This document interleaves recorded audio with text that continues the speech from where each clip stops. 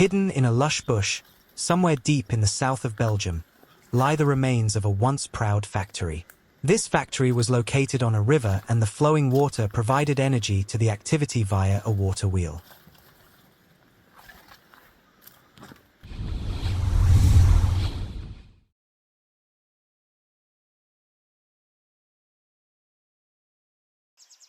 In the course of its long history, many different products have been made here, but nothing has been produced for a long time.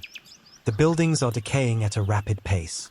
However, the remains that can still be seen are fascinating. As a last activity, ceramic products were made, and apparently the makers of these products also lived here at the time.